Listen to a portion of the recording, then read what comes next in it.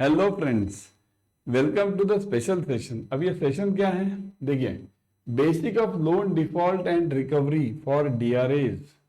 Loan default होता क्या है और उसकी रिकवरी होती क्या है, इसका ये डिस्कशन है आज। तो बहुत इंपॉर्टेंट डिस्कशन है। अगर आपको डीआरए मींस डेट रिकवरी ऐसे ऑफिसर बोल के काम करना है, एजेंट बोल के काम करना है, तो आपको कंपल्सरीली ये लेक्चर देखना कंपलसरी है। लोन डिफॉल्ट का मतलब समझना कंपलसरी है। ठीक है, तो पूरा वीडियो देखिए, एंड तक देखिए, शेयर कीजिए अपने दोस्तों के साथ। ठीक है, share it with your friends, very important. और हमारा जो चैनल है उसे ज्वाइन कर लीजिए। ये चैनल का लिंक नीचे भी दिया है, मैं एंड में बताऊंगा अभी आप। तो let's start without wasting the time. अब ये लोन डिफॉल्ट होता क्या है? लोन डिफॉल्ट मतलब, देखिए, loan default takes place when a borrower fails to meet the legal obligations or conditions of loan agreement of making required payment on time। मतलब अगर कोई बोरोवर ने फिक्स किया है कि भाई मैं आपको हर महीने को ईएमआई दूंगा, अगर वो ये ईएमआई नहीं दे पाया तो इसका मतलब क्या हुआ? उसने डिफॉल्ट किया। वो उसने बोला, होम लोन लिया कि भाई मैं हर महीने को आपको हफ्ता दूंगा, नहीं दिया, गया डिफॉल्ट। पर्सनल लोन लिया, बहुत से कस्टमर होते हैं personal loan, two wheeler loan इसके लिए लेते हैं और बाद में उनको रिपे करने को नहीं होता। तो ऐसे केस में क्या होता है, उन्हें हम कहते हैं एनपीए या फिर डिफॉल्ट। ध्यान में रखना, एनपीए या फिर डिफॉल्ट उसे कहते हैं। तो इसके लिए ध्यान में रखना कि what is this default recovery. NPA का मतलब क्या होता है? इसका मतलब ये होता है, ठीक है, कि जो टाइम पर दिया गया शेड्यूल है उसके हिसाब से वो पेमेंट ना कर पाए। When the borrower fails to repay a specific amount on time, the lender may take many actions such as imposing penalties, pursuing legal action, or increasing the interest rate in the context of recovery of the owed amount। Recovering the owed amount मतलब क्या कि अगर वो customer नहीं दे पाया loan repay ने, तो bank जो होता है, लेंडर मतलब बैंक, तो बैंक जो होता है वो अलग अलग पेनल्टीज लगा सकता है। पीनल इंटरेस्ट कहते हैं उसे, पीनल इंटरेस्ट। तो बैंक जो है वो पीनल इंटरेस्ट लगा सकता है, पीनल इंटरेस्ट वो बैंक पीनल इंटरेस्ट लगाएगा। ठीक है, पीनल इंटरेस्ट लगा सकता है।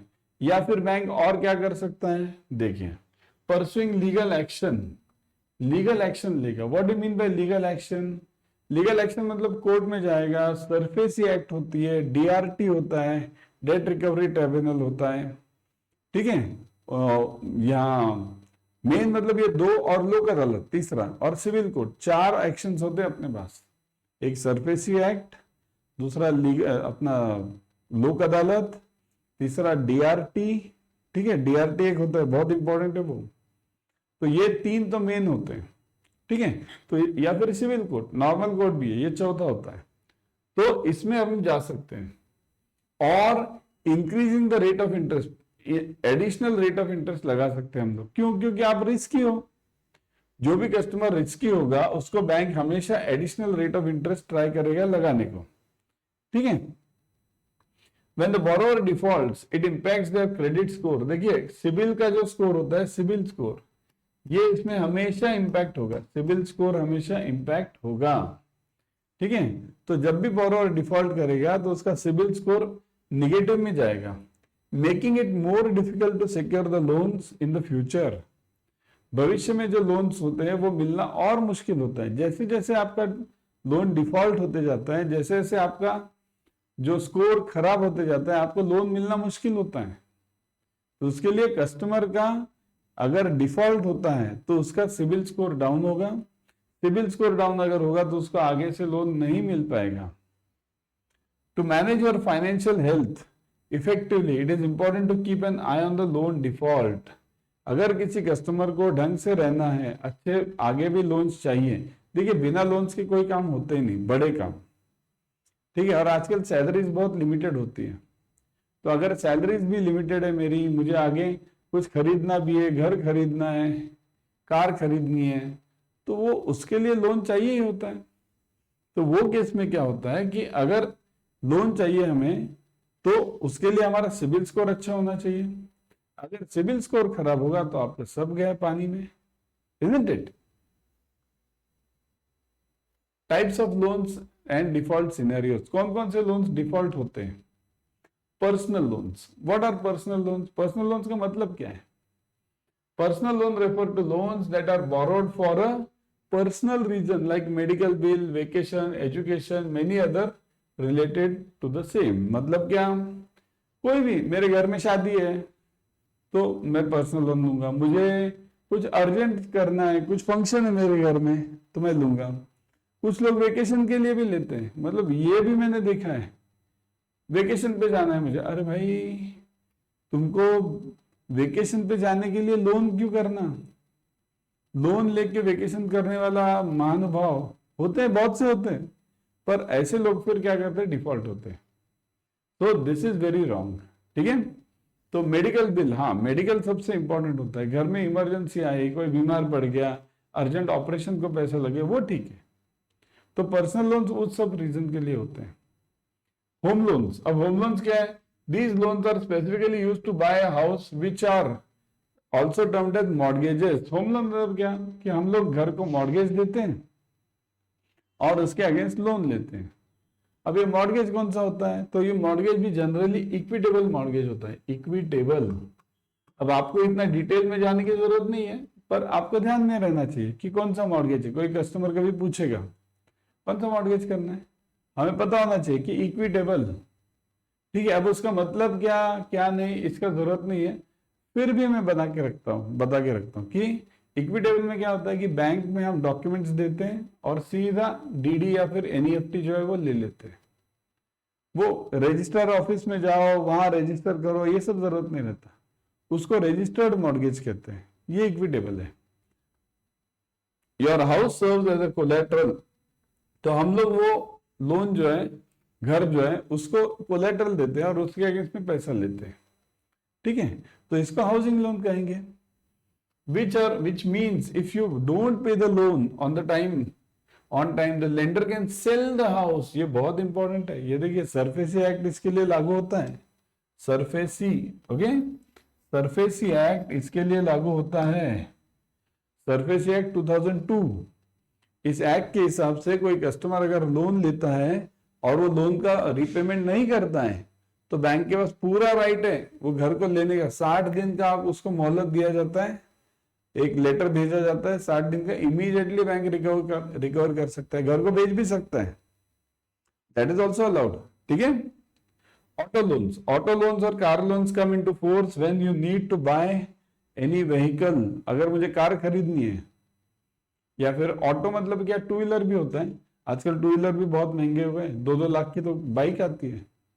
किसी को अगर टू व्हीलर लेनी है बड़ी वाली तो उसके लिए भी लोन होता है।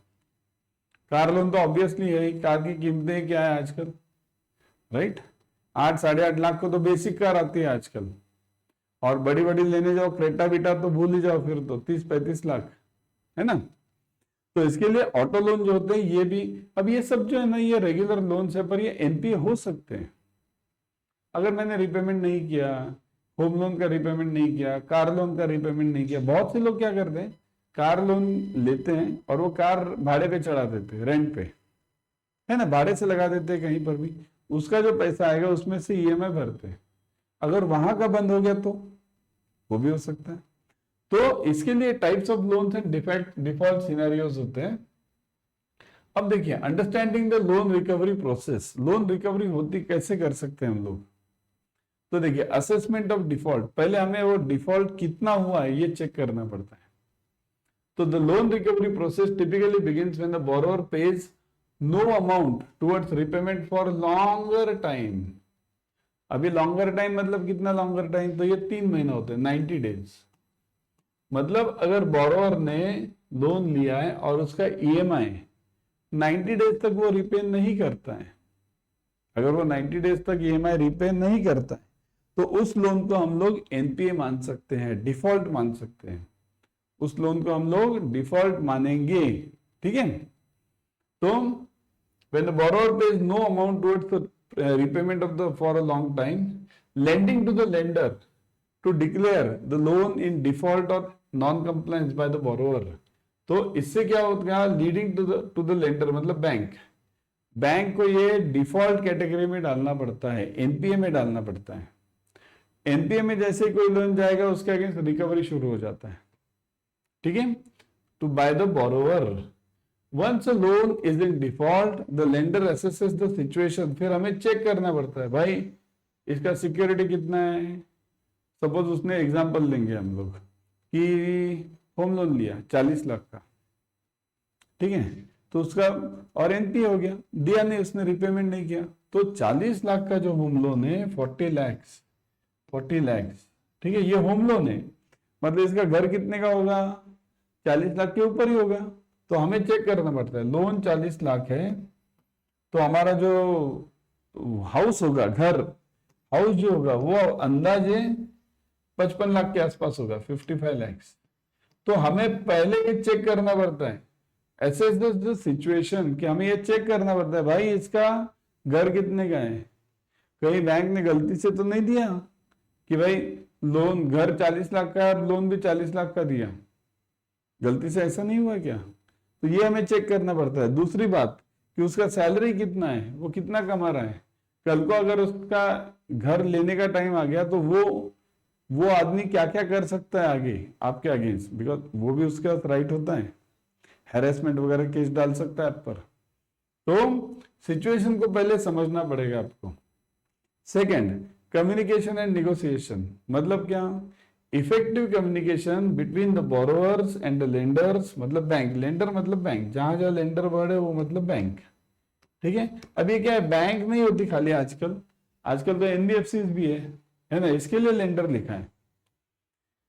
Is essential during the loan recovery process, communication बहुत इंपॉर्टेंट है। आपको कस्टमर के साथ हमेशा कम्युनिकेशन में रहना चाहिए कि भाई ये रिपे करो सर प्लीज, और हमेशा ध्यान में रखना लीगल वेज, एकदम डिसेंसी से बात करना है। ओए क्यों रे पेंडिंग है, वो फिल्मों में दिखाते ना, अरशद वारसी वाली फिल्म में, मुन्ना भाई ओ उठा के फेंक दे, नॉट अलाउड, ये सब नहीं चलता, ये इसे गुंडागिरी कहते हैं। ये अगर वो कस्टमर ने कंप्लेंट किया आपके खिलाफ, गुंडा एक्ट में आप लोग अटक जाओगे। गुंडा एक्ट सेपरेट एक्ट है अपने यहाँ पर, आप अटक जाओगे। तो उसके लिए कोई भी इलीगल वेज नहीं करना है, लीगल वेज से कम्युनिकेट करना है। सर आपका ये ऐसा ऐसा पेंडिंग है लोन और आप क्या क्या कर सकते हो। उसमें भी टाइम लिमिटेड है कि भाई सवेरे 7 से शाम को 7 बजे तक ही आप कॉल कर सकते हैं, उसके बाद नहीं कर सकते। ये लोन रिपेमेंट रह गया आपका तो आप क्या करोगे, कैसे करोगे, ये उससे पूछना है, कम्युनिकेट करना है, ट्राई करना है, प्यार से मीठी बात से ही करना, रिकवरी ट्राई करो, ठीक है। Borrowers facing financial difficulties should proactively reach to the lenders. अभी देखिए ये तो बोरोवर का भी काम है, अगर कोई कस्टमर को प्रॉब्लम है तो उसने खुद से आना चाहिए बैंक में कि सर ये इस बार मेरा सैलरी नहीं हुआ है तो अगले महीने का होगा तो मैं ये सब दे दूंगा, या फिर जो कुछ भी एडजस्टमेंट है वो कर लूंगा। तो ये borrowers facing the financial difficulties should proactively reach out to the lenders to discuss their situation and explore potential solution. तो देखिए बैंक भी आंसर निकालते हैं। अगर बैंक को आप प्यार से बोलो ना एज अ बोरोवर कि भाई मेरा ये प्रॉब्लम चल रहा है, मेरी जॉब गई है, अगला जॉब के लिए मैं थोड़ा रुका हूं, तो बैंक भी कुछ ना कुछ सॉल्यूशन निकालता है। बट इसके लिए इंपॉर्टेंट क्या होता है कि प्रोएक्टिवनेस, बोरोवर ने खुद होके जाके बोलना चाहिए बैंक को, ठीक है। Initiation of recovery action. If the borrower fails to understand the default, fails to address the default within the specified time frame, the lender may initiate recovery action to recover the outstanding debt. अगर borrower इतना मतलब repay कर ही नहीं रहा है, कुछ भी करो, न कम्युनिकेट कर रहा है, न डिस्कस कर रहा है, रिपे नहीं कर रहा है, तो उस केस में क्या करना है आपको, उस केस में बैंक सीधा रिकवरी एक्शन लेगा, ठीक है। इनिशिएट द रिकवरी एक्शन, तो बैंक उसमें रिकवरी एक्शन लेने का उसको पूरा राइट है, ठीक है। Repossession and foreclosure in cases where the loan is secured by the collateral such as vehicle और real estate, the lender may repossess and foreclose the collateral to satisfy the debt. इसका मतलब क्या है कि अगर मेरे पास उसने कार लोन लिया है तो मैं देखिए लीगल वे से जाकर उसका कार उठा के ला सकता हूं, अलाउड है। उसने अगर होम लोन लिया है तो लीगल प्रोसेस से जाके उसके घर पे चिपका के आ सकता हूं ऑर्डर, ये आपका रिपेमेंट नहीं हुआ है, 60 दिन के अगर आप अंदर अगर आप पैसा नहीं दोगे तो हम लोग ये घर को बेचने का राइट रखते हैं, ये हम लीगली बोल सकते हैं। उसको बोरोवर कुछ नहीं कर पाएगा। हाँ, हाथापाई मारा मारी वो मत करो, ठीक है, लीगल वे से करो। आपको आपके पास सारा प्रोटेक्शन होता है, बट आपने डिसेंसी मेंटेन करना है। तो ये बेसिक्स जो है ना ये बहुत याद रखने हैं आपको, ठीक है। तो आज का जो सेशन था वो इसी पॉइंट पर था। अब मैं बोलता हूं कि आप क्या करो कि अपना जो चैनल है ना उसको सब्सक्राइब करो सबसे पहले, ठीक है। ये चैनल जो है ये देखिए DRA एंड BCBF अड्डा 24/7 ये चैनल है। अब इसका लिंक कहाँ है तो आपको कमेंट सेक्शन में मिल जाएगा, ठीक है, कमेंट सेक्शन में मिल जाएगा आपको। तो उसको सब्सक्राइब करना सबसे पहले, ठीक है, क्योंकि इसमें बहुत सारे इंफॉर्मेशन आते हैं, डेली इंफॉर्मेशन हम लोग अपडेट करते जाते हैं और ये सब आपके बेनिफिट के लिए है, ठीक है। तो definitely subscribe to the channel, okay, and click on the bell icon.